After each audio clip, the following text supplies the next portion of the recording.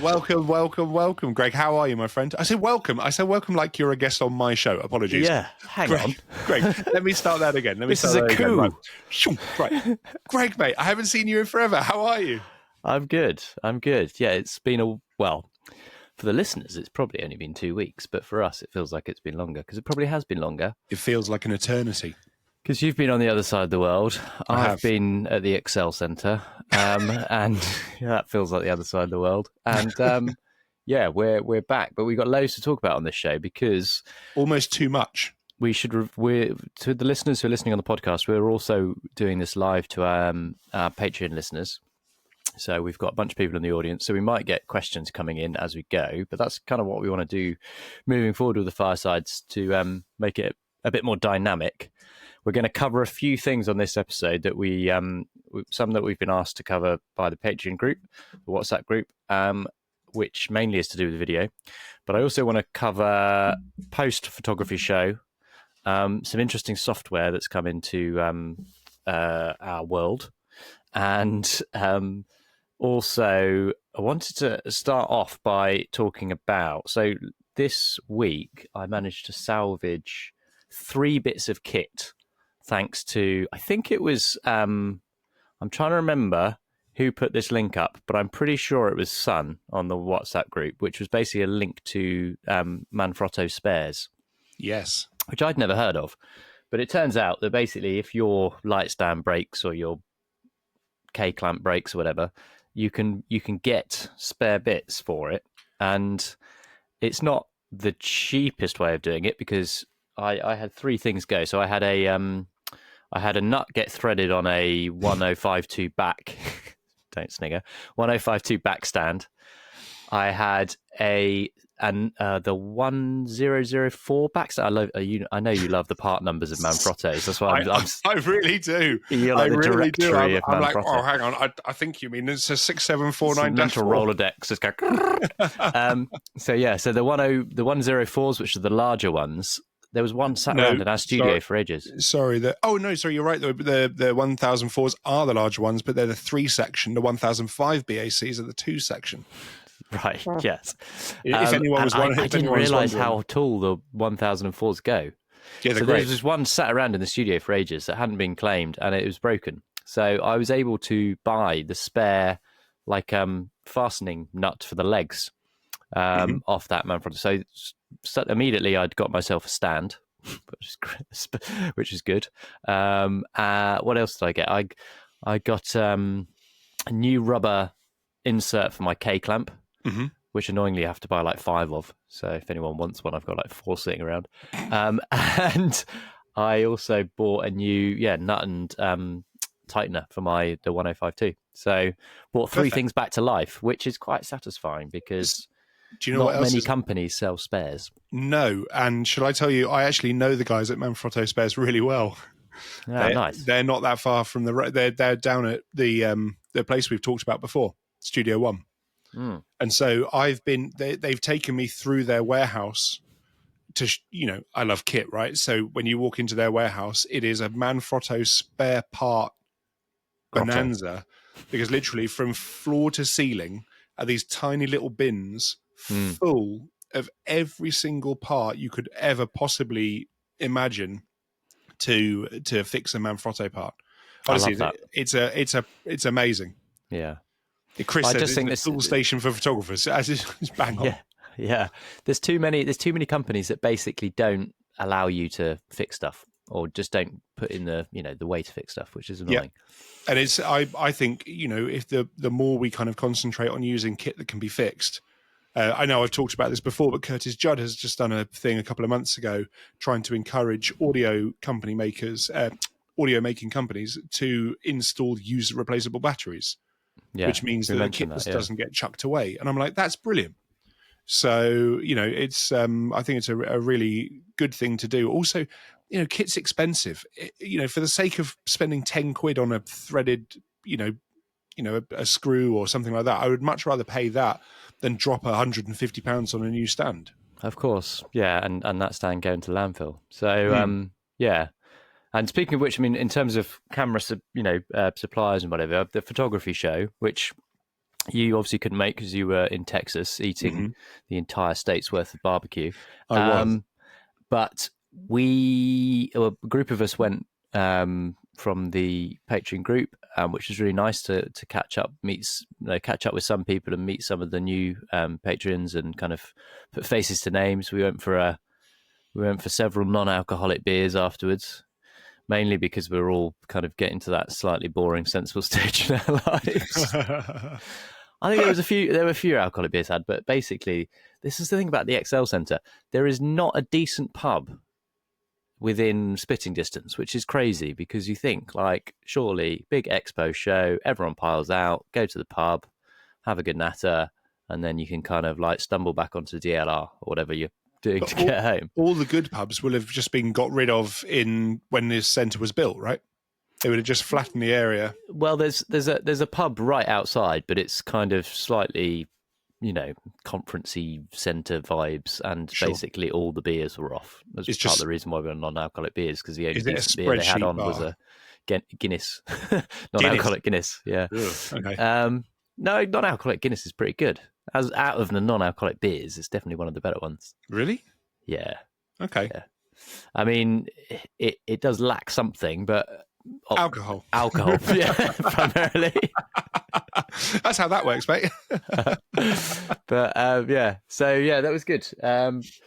Hayden said it was school trip vibes, which, yes, there was an element of that. I did walk around with a clipboard and a flag. Nice. Nice. But we visited several stands. There was a couple of people that were really. There was a young guy that I should have prepared notes for this. There was a young guy that I met that I was chatting to that was making his own filter bags, and let me see if it's sat around here. Here we go. So he had this filter bag system called the Wentworth Collection, which was really nice. It was all made from wax canvas, and it was a company that made kind of motorcycle saddlebags and stuff like that. But they were branching into the photography world, so I was like chewing his ear off about basically my ideal camera bag that I want him to make. I think he kind of was like a bit kind of okay. This man with the flag, you have to get rid of him. Yeah. I also talked to. There was another company that were making some quite interesting this thing called Platypod, which was quite funny.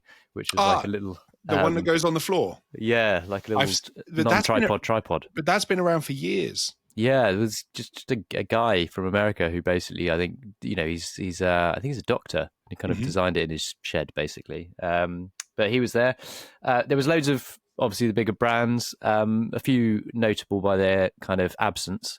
Profoto didn't have anyone there. And, I don't think Ellencrom had anything there, which is kind of surprising for a photography show. But Ellencrom, traditionally, guys, I'm sure the guys from Ellencrom will reach out to us and tell me if I'm wrong, but not that they listen, but if they've had a stand presence before, it's been with the Flash Centre. And so they've always had kind of a presence there, but it's always been within a retailer's stand. Yeah. Well, I was lucky enough to get along I chatted to the guys from Temba, which was good, and Shimoda. They had some of their kit, which was really nice. I mean, obviously, I gravitated towards the bags. But the thing that I was probably most excited about was I went along to the Tilter stand, and they had their new DigiCart, which is being announced in April.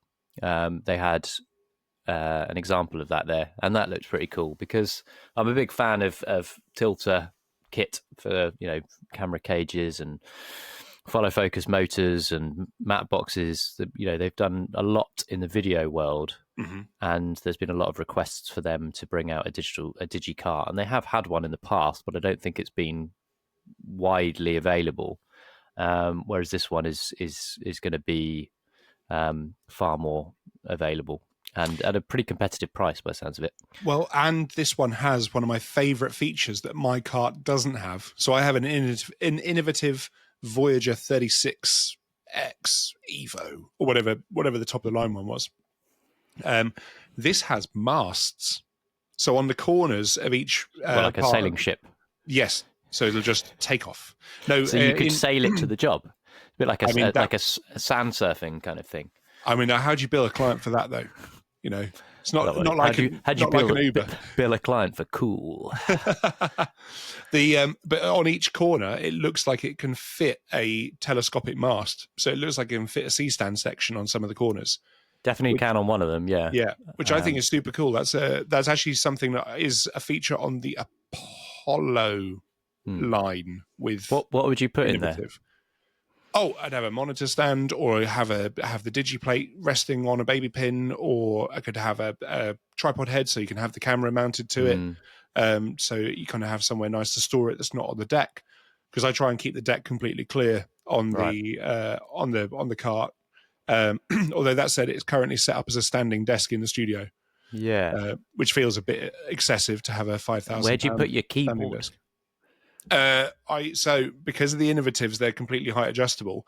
I've brought it up to a height most people never even. I've gone up to level 4. Most people have it on level 1 and are totally fine with it. But I've gone like 8 inches high higher. trolley. Okay, yeah. And it's basically it's the perfect height for me to stand and just type. So I have a keyboard for the studio on the deck, and then I just have the laptop up on a riser currently in the studio. But when you're shooting, what you say? You try and keep it clear. Where's what's going on there? Normally we wouldn't have a separate keyboard. Normally we'll just run the laptop, and we'll have the laptop on a stand or on a baby pin off to the side on the digiplate. Yeah. And then a monitor on another part on a baby pin over on that side. Yeah. And then and then on the we have loads of stuff on it, but the top plate is normally where the camera goes, all the lenses, spare batteries, battery chargers, stuff that you need quick access to. That's what ends up going on the deck rather than laptop and stuff like that. The one they had at the show was a bit strange because they had a lockbox, but the lockbox hadn't been attached properly, so it just kind of sat loose on the shelf below. I've seen that. Tell you what, though, I like the idea of a middle shelf. That for me is something that I might look at getting, because I know the Innovative ones are very good, but they're very expensive. So especially considering I don't know if that's like a regularly stocked item here in the UK, but it is tempting to get one. Yeah. I mean, a middle shelf, I think that would be really useful. I tend to store kind of spare camera lenses and stuff on a Digitronic when I'm shooting, so that you've got everything kind of to hand, but back in a central place. And sweeties. No sweeties on my sets. Oh, mate, you're not doing DigiWrite. Do you know what, though? I will always now think back. Whenever I buy any equipment, I'll think back to the David Hobby conversation we had when we had David on. And it was, I can't remember whether he said it on air or not. You remember he said, "Oh, Tom, I've seen you've just bought a DigiCart." And I was like, "I have." And he goes, "So you've completed photography equipment?" And I was like, "Oh." And he goes, "It's all downhill from here." I was like, "Oh, cool. Thanks, David. Appreciate it." But then he hadn't seen how many stands you've amassed in your new studio. Oh, can we talk about that? Yeah. So I can't remember if we've really touched on this, but I have a new studio that I am kitting out currently. And I think we've touched on it every episode for the last 4 episodes, Tom. But yeah, go on. Proud of it. Honestly, I'm like genuinely thrilled to have my own little studio. And it's not shared with anyone. It is just my space to just go and work from, create, just paint, Just paint. Do That's mainly what you've been doing in there so far. I know. Honestly, the wood company that I've been using have made 5 different deliveries of the desk wood. Each one has been wrong. And on this last one, the measurements were right, but the finish was wrong, and they dented it. And at this stage, I just simply don't care anymore. So I've just installed it and started osmoing the other day, and because I'm desperate to get in and actually work from it, because I'm almost on my 3rd rent check, and I haven't done anything in it yet. But I have amassed one of the world's most impressive stand collections. So I will say the guys at Avenger have been amazing to me. They very kindly donated some stands to the studio and have sold me some B-stock stuff as well. And I have now managed to amass my dream stand collection. So I've got tons of C-stands, some really nice steel baby stands, and not only that, I now have wind-ups. But I have a super wind-up. And I was just like, that's one of the coolest things I've ever seen. Have you worked out how you're going to store them all yet? Like, have you got a clever system for storing them? No. storing? Basically, what they do is they take up quarter of the room, and that's my storage plan. Right. No, I'm gonna flatten them. I'm gonna flatten them all down, and I'm gonna put them against the back walls and under the stairs. So I do actually have loads of room for them, and I'll just pull them out. And I'm gonna buy I found a rack that you can put them all on, but the problem is they're all quite heavy. They're steel stands. It kind of feels like if I put them all on a rack, it's just going to rip the rack out of the wall. Yeah. So I'm going to kind of try and figure that one out. I think you need a new studio for your stands. Well, this is currently part of the issue. I am going to put a storage unit out the back though, because There's some slightly sarky comments coming in. I can pretty see. Sounds them. like the great simplification is going amazingly. Honest. Yeah, do you remember that? That was last year. Yeah, 2025. Different thing now. It's the great amassing. Yeah. Before the great cull. I now have got everything I could possibly need, including 2 6x6 frames, which are both collapsible and stuff like that. So I just need to get a couple more grip heads, and then I am complete. I feel like there'd be certain words that should be banned, phrases, and one of them should be, I feel like I've got everything I need to have now, because the number of times I've heard you say that over the years. Oh yeah, honestly, it's shocking how hypocritical I am, and I'm like, I'm never going to buy anything else, and then suddenly 15 stands turn up. Well, about them.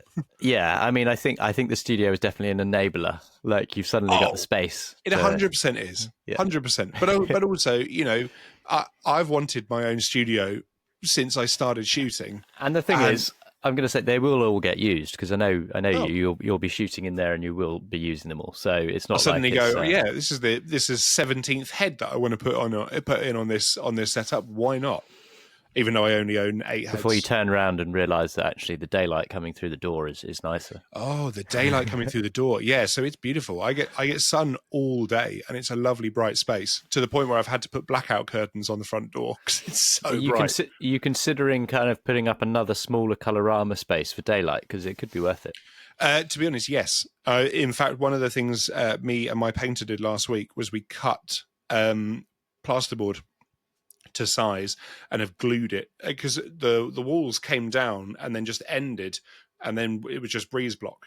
Right. And so we've now pushed plasterboard in, cut it to shape, put it in under there, and then we're going to fill it, paint it. So then I'll have perfectly white walls now in the studio.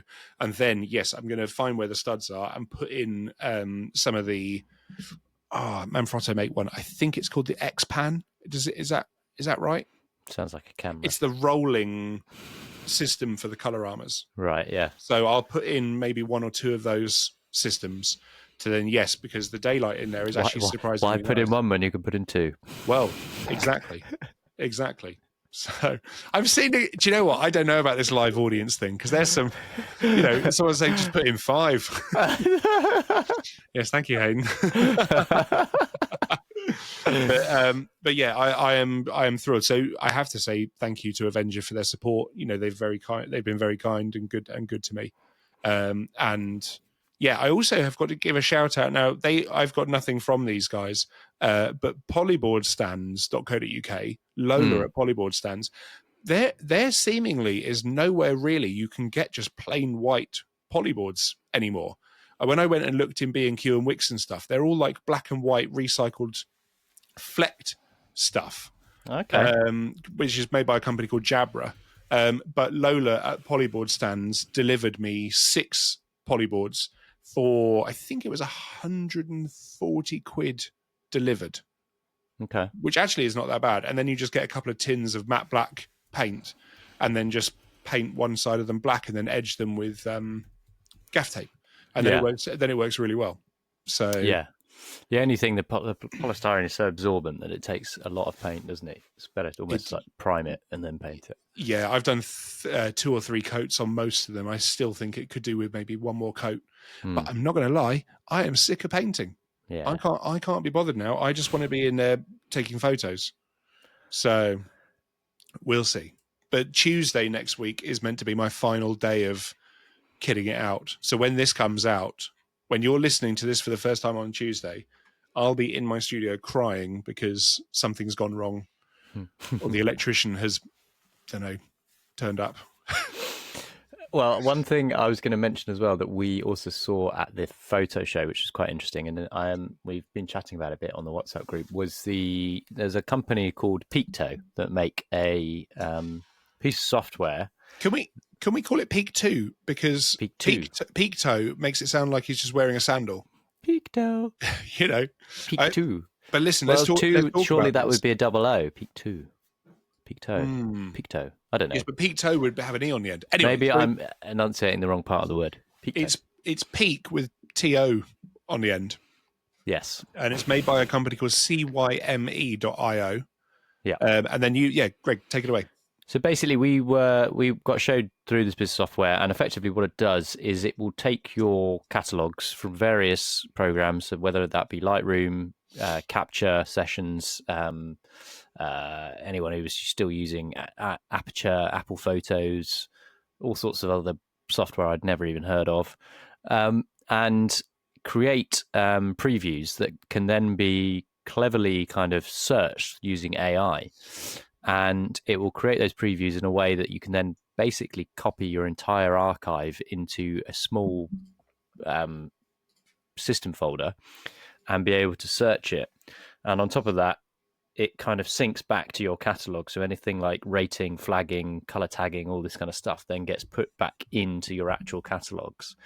But the search features are incredibly interesting. There's like a text search from videos, so you can literally, because the videos get auto transcribed, and visual kind of searches. You can then add keywords, tags, metadata, all of that stuff through the software.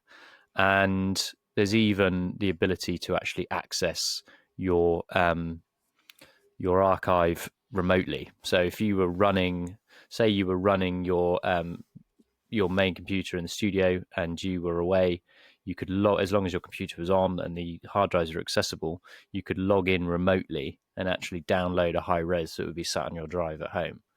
So in a way, that kind of it's almost like having a NAS system set up. So it looks quite good. We've both, joined on so far. There was a discount code at the photography show. There's a couple of our listeners have also joined on, seem to be enjoying it so far. I haven't had a chance to do huge amounts with it, but I'm interested to see what, because it could be great for when you're looking for images for a brief or for a treatment, or just to search through your archive. There's suddenly going to be images that are coming up that you've totally forgotten about. Now, obviously, with any kind of piece of software, there's a whole learning curve, but they do have some good videos online, and hopefully it seems user-friendly-ish. But what's your experience with it been so far? You're kind of in the process of downloading. Yes. So there is the code I used, which I'm sure they probably will not thank me for giving out, but is currently still working as of today, is London Show, all one word, all capital letters. And I think that gives you 30% off the software. And I just signed up. And so far I am currently at... if you can hear the noise, my hard drive seemingly has not been searched like this in a very long time. So it is, the fans are all going. It's making noises that I haven't heard it make in a long time. And I'm currently at 44,800 out of 1.6 million files it's indexing. I maybe shoot too much. So, so currently we're at 10%. Yeah. I'm hoping to put everything on there going back to 2003. So being able to access and search that's going to be fascinating. Oh, I can't wait. Even just for just typing in things like beach, just for there's image briefs that come through on various groups, literally just to try and find. But the powerful thing is you can then obviously apply filters. So, only show me my 2-star beach shots, or only show me my beach shots that have been processed out as PSDs or TIFFs or whatever. So you can really kind of drill down into it quite quickly into your archive. So yeah, I think it's also even just for pitches and treatments, you're able to search by kind of color tone and stuff like that. So if I want every shot that's blue toned or kind of like something like that, I'll be able to find it. I've bought actually the perpetual license, just to really kind of just spend some time with it. And I really hope, I mean, obviously we'll report back in the next Fireside, but so far, I mean, I say so far, in principle, the idea is brilliant. I say so far because I haven't ingested any images yet. It's at 10%. So yeah, we'll let you know how we get on with that. Okie dokie. But while we're talking about new things, yes. Now obviously I'm trying not to buy any equipment because the studios down near bankrupted me. But I have bought this. Now, obviously I've been out in America. I was out on a job, and then I was out doing a personal project as well. I stayed out, and one of the things that I found was that I've been using the Nightcore dual LPE6 chargers for years. Oh yeah, and they've been great, right? But what I really found was that it seems a bit silly to be flying multiple chargers, and also I don't know, they're just not the quickest. Enter this. Now, we have no affiliation with Small Rig whatsoever, but we do like their products. Now, Small Rig make this. So you can see here I've got 4 LPE6 batteries in it. It's a 4-way charger. And here's the cool bit, USB-C. And on the front, you have a voltage indicator. So you can see the power that you're putting into it. And I've tested it. So I actually have, obviously, I've got USBs here. So USB-C cables coming out here, which I know are running into various ports on a GAN charger, and I've labeled them so I know roughly the voltage.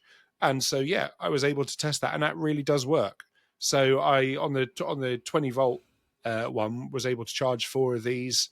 I think in about an hour and a half, and I was like, oh, that's pretty good, because obviously when I'm out on a commercial job, especially when I'm traveling, I don't want to come back and charge, 8 batteries in 2 chargers and constantly flip them over. yeah. So I'll get 2 of these, plug them in, bam, done. Especially it's a pain when you're staying like in a hotel and you leave the room and you take your key card out and the power gets cut to the room, and then you come back up and you realise nothing's charged because the power's off. So do you know what I do there? You know, I the always little replace card. the card. Yes, but do you know the card wallet that you get? Just tear a card-shaped size off it and just pop it in the slot, and your room won't lose power. But yeah, the amount of times that's happened to me, frustrating. Yeah, you can put like anything in there, really. Library card, but as you said, a bit of card that you've torn off. But it's quite good. Look, so that's you can't shake the batteries out. Do they make it for other camera? Yes, they do. They do. They do a Sony version for the FZ100. Why do I know this? And then they also do an NPF one as well for the Sony NPF batteries. So, and also I do have a tip. So this is a tip for any R5C users. I picked up one of these the other day. Don't know if that's focusing. Is that focusing? Not really. Brilliant. Oh, there we go. There we go. So that is the Canon LPE. There's the LP-E6P. And this is the brand new battery they have bought out. Now, I was filming in Texas last week with this, doing a little bit of kind of like just a couple of clips. I'm now able to, because for years, obviously, you put in an NH battery and it just doesn't let you do it. It says the power and lens combination is not possible. So this little battery, the L6EP, will allow you to film 4K 60 RAW on the internal battery and get about 40 to 50 minutes runtime with it.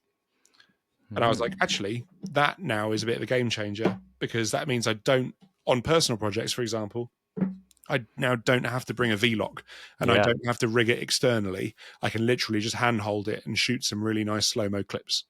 For, because when I was out in Austin, I've been out doing a project on barbecue, which actually I'm super pleased with. I think it's the best project I've ever put together, and I had a great time shooting it. One of the reasons was I could literally go from shooting stills, flipping the switch over to video, shoot the video, pop back over to stills. Didn't need ND on the front because I was shooting a lot of the times at like 4 a.m. And that battery was a bit of a touch. So let's say what's the battery? An LPE6? Hang on, no, it is. Where is it? I'll just put it back in the charger. It is this one, the LP-E6P battery. Again, they're not cheap. I think they're about £120 each. Yeah. But yeah, that's my boring battery talk done. I know what you're thinking. It's draining. Try and stay positive. Oh God. That's all I got. Right. Okay. Well, that's probably brought us on to what we needed to talk about this week, which is video. Yes.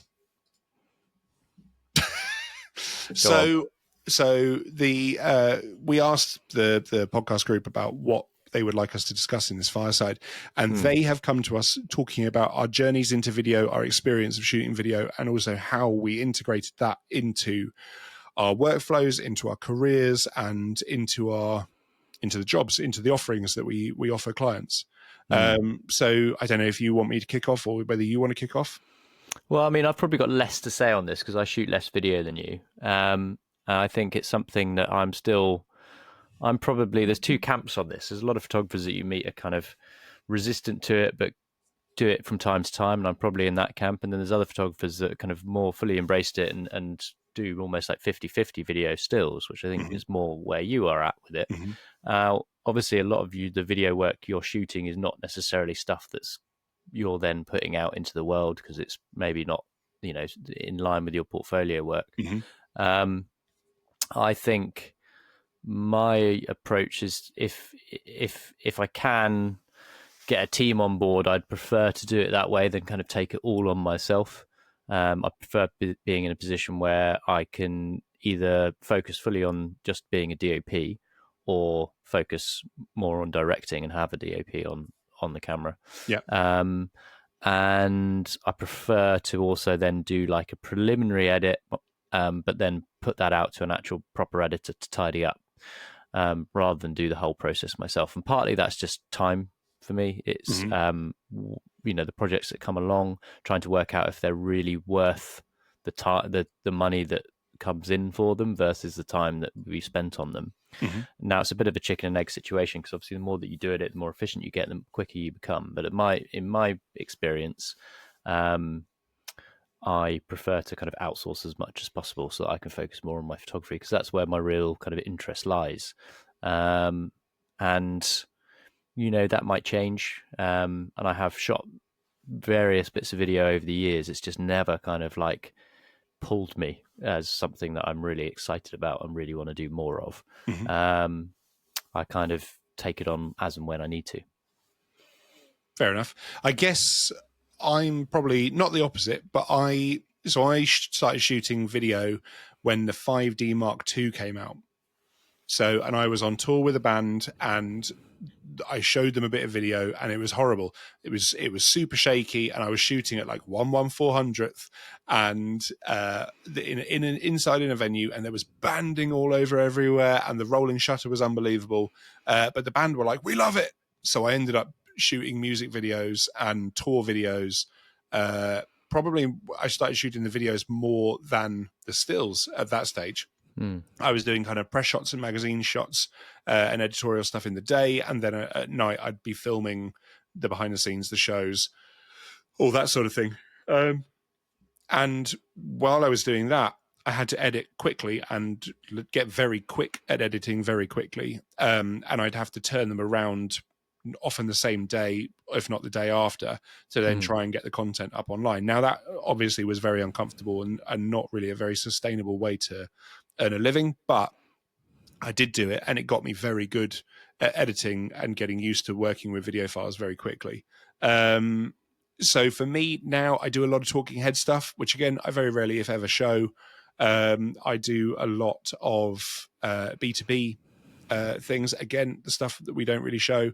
And and I will also shoot, video for my personal projects as well. There's a couple of short films and I genuinely really love, not more than stills, probably equally, when I'm filming something and I can kind of see it all coming together in my head. And I really then love sitting down, editing that project that I've done. And I do the whole thing from start to finish. But I guess it's an unusual skill set to have, to be able to do everything. And not only that, but then enjoy every part of it. There have been little things that I've picked up throughout the years that have helped. I had a speed editor, one of the Blackmagic ones, which was good, but then I got rid of it because I ended up getting one of these, which I'm sure you will recognize. One of the little Zen slabs things, and then I remapped it to all the shortcut keys in Resolve. So that becomes the jog wheel, and then these become the trim points, cut. You know, all the things have now been put on this quick keys, and that really helps. And there's just little things that you pick up over the time. I mean, my big speed change I think came when I started using Resolve, because I was originally back in the day doing, before Premiere had any color grading capabilities. I was editing in Premiere and then exporting the XML into Resolve, color grading in Resolve, and then exporting it was a nightmare round trip. But then I moved over to Resolve, and Resolve got more and more impressive, and it became then an NLE. I don't know, years and years ago, because I'd always used it for the color grading, and now it's just the software I spend the most time in outside of Capture One and Photoshop, and that's been for me the really great part of it. One of the questions we had really was about kind of how keeping that consistent look and feel between your images and your video. So grading is obviously a big part of that. Are there any tips or tricks to matching the kind of grade that you're putting on? Might be putting on, say, in Capture or Lightroom. If people are, say, using a preset or a base color profile in Lightroom, how do they try and match that? So as far as I'm aware, that's not really possible. I think there's probably like match look type things, but I don't think they ever really work that well. For me, it would just be a case of having them side by side and trying to match them as close as you can by eye. There's also a little thing that I use called, let me remind me what it's called. I use something called Classic Color Meter, all one word, and then color is the American spelling. So Classic, COLOR meter. And it's a little app that when you launch it, it comes up with a little window, and the window follows your cursor. So you are able to get the hex codes. So, and you can get HSL, RGB, decimal percentage, whatever you need. You're able to then get that from every pixel that you hover over, which is super cool. So say, for example, I want to see your luminance on your forehead. I can tell that your luminance is about 73, 74. My luminance, 65. Yeah, I've always thought I had a higher luminance than you. Well, that's the trouble, isn't it?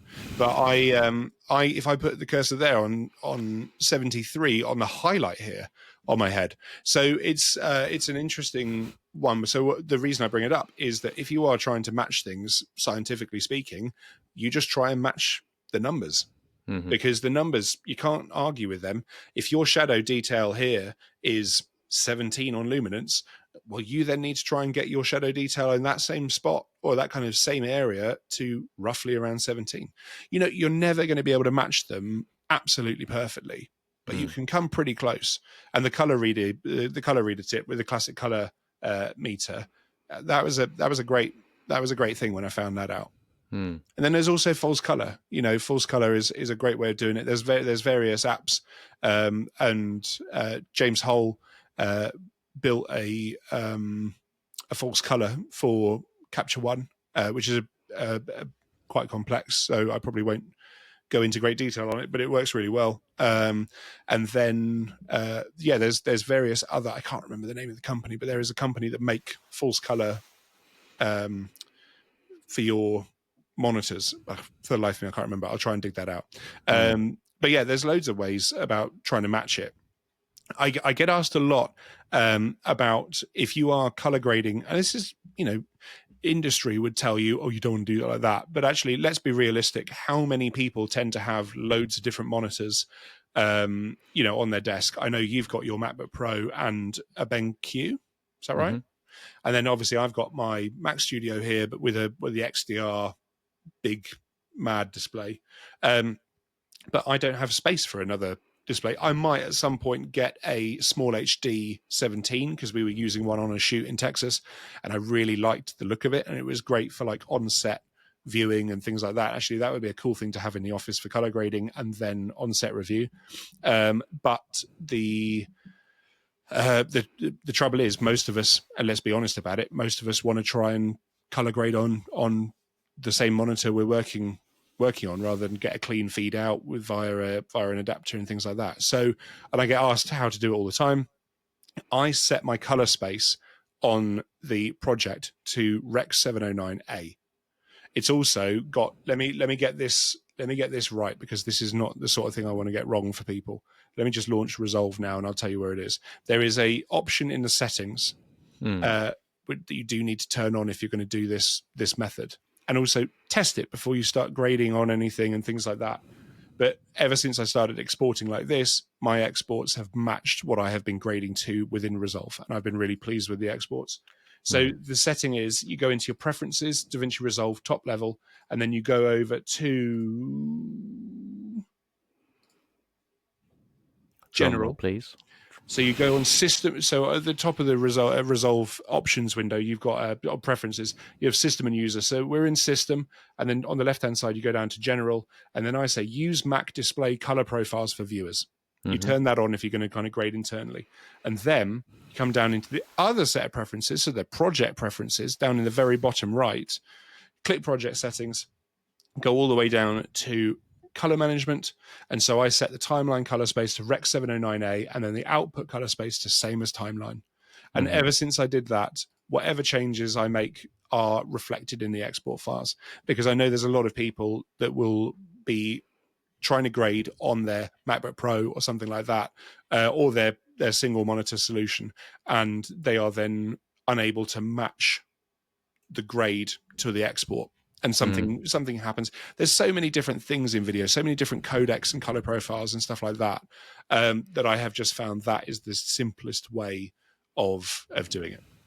I think that's one of the biggest things that kind of puts photographers off delving into video, is the fact that suddenly you've got all these other aspects outside of, you know, what we're used to in terms of codecs, and especially when it comes to sound as well, and audio, that just can feel a bit overwhelming at first.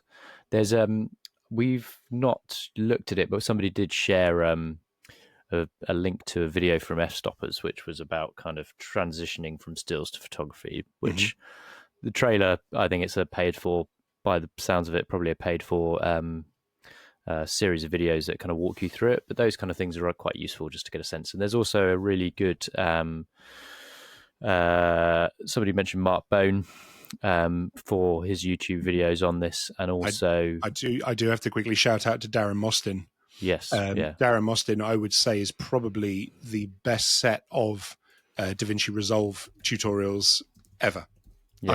I think his channel on YouTube, there's no bluster, there's no kind of like ego, there's no like, what's up guys, I'm trying to sell you a t-shirt. It is like, no, here is a properly solid tutorial. He seems like a nice bloke, and his stuff is really easy to follow. Yeah. So Darren Mostyn seems great. We'll link to all of this stuff in the show notes. So I think the important thing when it comes to the video side of things is, yes, there's a load of options, yes, there's a load of codecs, but actually, realistically, you don't need almost all of them. You know, you need to shoot in the highest quality possible for your camera, right? And then you'll need to export to either MP4 or ProRes. You might have to do others if there's a specific request from the client. But with all the video that I shoot, I send out MP4s as kind of review files, sometimes end files, and then ProRes for the majority of the deliverables. They're really, the whole world of it is, you got AXND and kind of like, actually AXND, I can't remember the full AVCHD. There's so many of them, but you really don't actually have to worry about them at all. All you need to do is you need to find out what format you can shoot in and the best quality. And then you need to bring that file in and then most likely export it to MP4 and ProRes. That's pretty much it. You need to know what color profile, what log, because we should probably talk about log, right? Because people tend to freak out about log. So find out what color space that you're able to shoot in. For Canon, for me, I shoot in S-Log 3, with a cinema. No, sorry, not S-Log 3. C-Log. C-Log 3. C-Log 3 with a cinema gamma. And that tends to be it, unless I shoot the RAW format, which I will say does have a really lovely look on it. I really love shooting RAW on that camera. And that's very cool for me because when I'm editing, I don't have to worry about exposure. Or when I'm shooting, sorry, I don't have to worry about exposure. I just need to get the shot framed right, because obviously you can then change the ISO later on. So you choose your exposure in the edit. And that for me is amazing because obviously it does matter what you film at, you know, your dual base ISO and whatnot. But for me, most of the time, you know, just being able to choose that later on has been, you know, super flexible. Yeah. Okay. Sorry, the jet lag is hitting. But yeah, are there any other questions from our listeners in the? When do the exposed negative T-shirts come out? we should get on that. To be fair, if you'd like one, you let us know and we'll do a pre-order. I even do a Kickstarter. Oh, we've been having arguments back and forth because Tom wants to bring out an exposed negative string vest, and I keep telling him that it's not going to fly. But it's summer coming up. Imagine how cool we'd all be. Oh yeah, too much exposed. Yep, fair enough. Listen, can I just quickly talk about a Kickstarter, because there's two Kickstarters. Well, I know one of them that you're going to talk about. Right. So I have backed, and it's been fully funded. Right. Okay. Let me log into it because I don't want to get this wrong. There's a guy called I can't even remember his name. Revenue Labs is the company name. And he has just run a Kickstarter for the Lumo light meter. Have you seen this? No. So it's a tiny little thing, and he ran it on Kickstarter, and it did more than I think he ever thought he would do. So, and it's this tiny little light meter, and it's got a sync port. It charges over USB-C. It's got 4 little buttons, but the feature set it's got is mad. It's got so many features, and it's got a user replaceable battery, and it's got a 3.5 mil sync port and stuff. And I was just like, that's brilliant. So I've backed it, and I think it was 200 Canadian dollars or something. I think I got charged 150 quid for it, delivered to the UK. And it's machined out of metal. Matt Beckberger. Yes, that sounds about right. But I messaged him on Kickstarter, and I was like, oh, that would be super cool if you could make it work with high-speed sync. And he went, yep, I've ordered a flash. It arrives tomorrow. I'll let you know how I get on. A week later, he goes, hey, Tom, just to let you know, it now works with HSS. I'm like... So he made a light meter without owning a flash? Yes, because... No, but he needed a flash that was capable of HSS. Right, yeah. Okay. So... being facetious. No, it looks really good. You're right. Honestly, I just hope it comes off, because I'd really like to get it in my hand and, like, you know, just have it. So it looks like a really cool little thing. And the other one I think we should talk about is one of the most successful Kickstarters, I think, of all time. Now, obviously, you know, I know the Peak Design guys, so I've had a bit of an inside scoop on this, but it's currently £6.7 million that they've managed to raise on this new Roller Pro. And I've seen it, and it's cool. Like, I like it. Like, I'm going to get one because they've got an XL insert for it. So it fits the large, but they've also created an XL one because it's bigger than the 45 backpack that we use. So yeah, it looks really nice. It seems to be, you know. Yeah, I mean, I've been screaming out for them to bring out a rolling bag for a long time because I was excited to see what they'd do. I think my only reason I haven't jumped at it yet is when I'm working in the UK, I tend to have a lighting bag with me which rolls, and then maybe, depending on which lighting bag I have, I'll then have a stand bag as well, and then have cameras, and the cameras tend to go on my backpack because I don't want to be wheeling around 2 wheelie bags. Sure. And then when I travel, I tend to want to have a rolling bag for the airport, but I'd love to then be able to like use a backpack when I'm on location, because a lot of the stuff I'm doing will be outdoors and Hmm. travel related. You know, wheelie bags don't work well on mountains and beaches. Sure. So it's tricky for me to figure out where it would fit into my ecosystem. And Lord knows I don't need another bag. Although, yes, I do. But what? Um, But what if, playing devil's advocate, what yes. if you get the roller, you put a large cube in it, and Mm-hmm. then because the 45 doesn't really weigh very much when it hasn't got the cube and kit in, why don't you just chuck that in your travel bag full of clothes or something? Yeah, I did think about this the other day, and I don't like the straps on the Peak Design travel bag.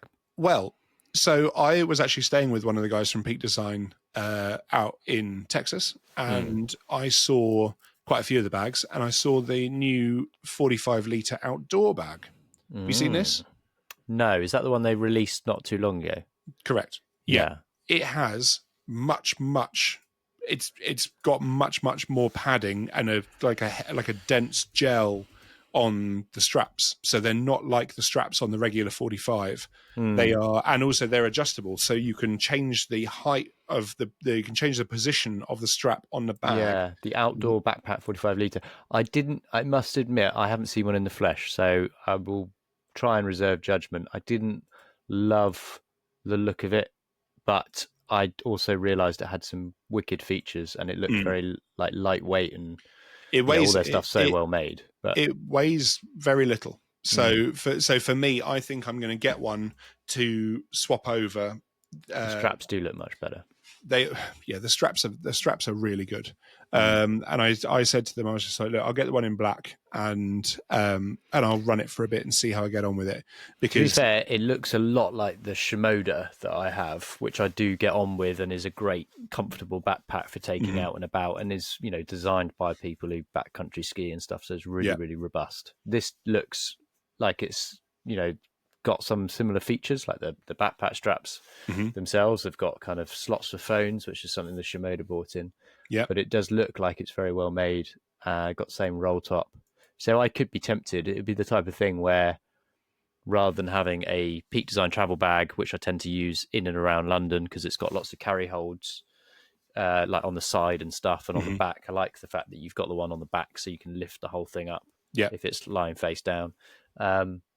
And then also using the Shimoda from away, it could be good to be able to like just get rid of both of them and combine it in one if this kind of did. Yeah, because then you'd only have then 17 bags if you did that. Exactly. The problem is there's never one bag to rule them all. Like there's always a compromise with it. So there's it can be frustrating. But I think that could be an option. And the rolling. So talk a bit more about the rolling bag though. Did you see one whilst you were out there? So the rolling bag, yes, I kind of saw no, I didn't actually see the physical bag, but I saw more of it, if that makes sense. And it looks cool. It looks like the same finish that you know from Peak Design, but with user replaceable wheels and stuff like that. And it comes with a lifetime warranty. So that for me is like a big thing, because these bags, they get put through hell, really. One thing I did see, actually, another thing to go back to the photography show that I did see there that was quite good is Timber have brought out a rolling bag that I previously owned a Timber rolling bag, and the thing that kind of put me off was the zips. Even though they were YKK, they felt a little bit flimsy. Now, I did bring this up with them on the stand, and they were like, defended the fact that they've never had any major issues with the zips. But one thing I loved about their bags is the way that the lid opened was, instead of opening fully out like that, which most rolling camera bags, their lid kind of folds out and was on straps. And that's a similar thing actually to what the new Peak Design does. Yeah, there's two straps. Yeah, it does open long ways rather than kind of short ways, if you see what I mean, rather than like a book. I do like the book opening because it feels like you can open it and you've got all your kit and you've got all your lid. Yeah. Now, I did like the fact that with Peak Design, they'd done a similar thing, so your lid stays there. So it's not like fully open and the footprint of the bag gets massive. It's all still contained. You can kind of work out of it, which is nice. Is one thing I miss about, I can't remember what bags it was. It might have been Low Pro or Tamrax, because I've had so many bags over my career The 45 is, I think, my favorite bag, but I do miss that. You know, when you open up the back, it's just flat there. Whereas I feel that actually it should have a few pouches, even for just flat items, like a little thing of like AAA batteries or like a small roll of spike tape or some filters or something like that. That's the sort of stuff that's a pain in the ass to fit into the cube somewhere. Yeah. But very easy to just have out of the way. The other thing with this timber bag that I saw, and I can't remember the name of it, unfortunately, I don't think it's out yet. They designed the wheels so that the whole thing didn't fall over front facing, which happens to a lot of rolling bags, which I'm sure, again, Peak Design will also have dealt with because they think through everything to the nth degree. But the timber had backpack straps, which you could totally remove. So it wasn't like they were adding extra bulk when you're not using them. But I'd be interested. I know that the Peak Design has lashing points, so I'd be interested to see whether or not there's a way of potentially lashing a strap on. Sorry. Maybe. I would worry about putting that amount of weight on those lashing points. That said, they are designed for things like single shoulder straps on all their other bags. So they're one probably thing that saved me. Enough. One thing that saved me the other day. I was coming through the airport week before last. And sorry, Paul's just bit me up. Sorry. I was coming through the airport the week before last, and my Shimoda got taken off because it was deemed too big to be on that flight as a backpack, as a carry-on, which was really annoying because it was fine on the way out.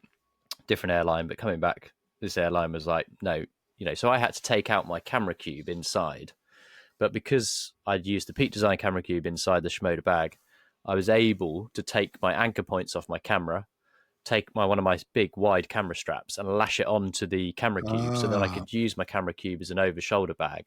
And I also I always travel with a kind of Osprey backpack that packs down to basically that big. And I had that in my main luggage, so I was able to get that out. So stupidly, I then ended up getting on the plane with all of the stuff that I had in the Shimoda, checking an empty shell of a Shimoda into the plane hold. Which is ludicrous, isn't it? It was literally just, having to walk on holding it. What airline was this? This was Malta.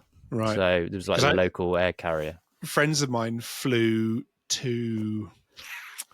I can't remember. They flew somewhere and it was winter and they all had big coats on and they were like, nope, you can't take any of that stuff. And they're like, well, we're taking the cameras and lenses. And they just put all the cameras and lenses into all the pockets they had on their jackets. Yeah. So, and they had like the big kind of like ones with pockets here, ones with pockets there, the inside pockets. Well, so I was traveling wearing what I like to rudely call my wang jacket. And it's known in the industry, and it has loads of pockets. So I did end up kind of filling some of those pockets. And I said to them, "Listen, I can take my cameras out, but I had an entire school trips worth of French students behind me that were late for their flight." So it was one of those things where I started having, and the person that I was dealing with was obviously new to their job, so they had a supervisor next to them. Oh, and no. Their supervisor then called over another supervisor who literally was like, why am I dealing with this? No, that bag can't go on, blah, blah, blah. And, when you're just like, your blood is boiling because of the ridiculousness of everything. But you're also just like, I cannot be bothered to make a scene here right now. But anyway. Yeah, do you know what? I'm not going to lie. I used to get pulled up all the time with various other bags, but on the 45 litre, I was chatting to Adam last week, and I was just like, it's the one bag. I know now I'm going to say this, and then the next flight I take, I'll get pulled up on it. But it's the one bag that I've ever had that I've never ever had a problem flying with it. Yeah, like I've never. It's because it just doesn't look like a camera bag. People have got no idea. And then obviously, because I'm quite a big dude, it looks much smaller on me than it would. That's on the bingo card. That's on the bingo. We have to ring the bell for the big dude comment. Hey, you didn't ring the bell earlier when I was talking about the studio. No, that's been added to the bingo card. Do I need to get a bell as well for when you talk about bags? But for listeners, we've got an ongoing podcast bingo going on for the patrons who are listening live, which is why I've had to stop reading the comments, because otherwise I'd be laughing too much. Right. So anyway, so that bag, I think the Shimoda got pulled up because it is like a hiking size bag. But I'm now you've got me looking at bloody Peak Design bags again. Well, Damn you. Yeah, there's worse things to look at, to be fair. Yeah, well, there are. But this bags are expensive. Yeah, but they're cool, aren't they? Love a bag. Do I did they lent me one of their little 35-litre where is it? Lent me one of these. Their 35-litre duffel.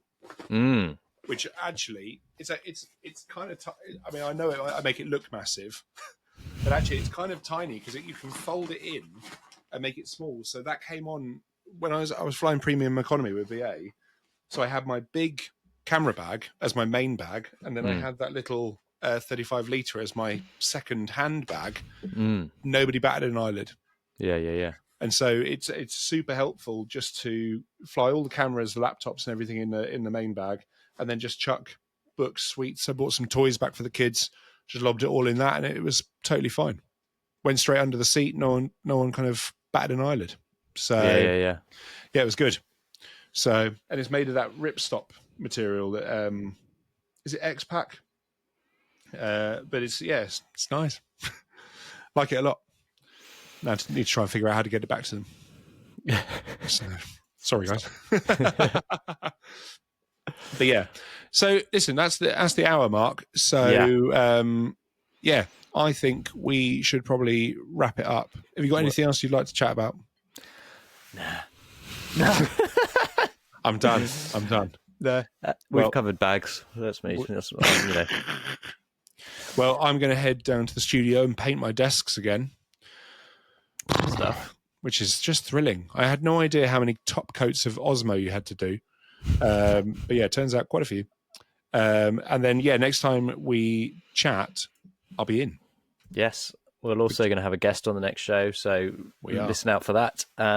If you've got any questions, please feel free to email the show. You can find us at info@exposednegative.com. You can also find us on Instagram, which is @xnegative. Our Patreon, Tom, is patreon.com/ Expose Negative. Just checking you're right. I'm learning. And then you can follow us on YouTube, youtube.com/ @expose negative. Go on, give us a click. That'd be helpful. Appreciate it. Give us a click. We should get that on a t-shirt. So, and then look, I've just found that we can actually show these comments. There you go. So Rob, watching live is my new favorite thing. Thanks, Rob. Appreciate it. Rob, you need to get out more. Yeah. There we go. So I think we've had a lovely time here on the live stream. They've got to see all of the fumbles and mistakes. Yes, all of them. So, and also, going back to talking about video editing, they've really got to appreciate how good I am at editing the show. Yes. Well, cool. Listen, everyone can find you. Where can they find you online, Greg? You can go to my website is www.gregfennell.com. That's FUNNELL. And it's the same for Instagram @GregFennell. Perfect. And mine is tombarnes.com. And then my Instagram is also tombarnes.com. DOTCOM. Perfect. Well, listen, thank you ever so much, guys. We'll look forward to seeing you on the next one.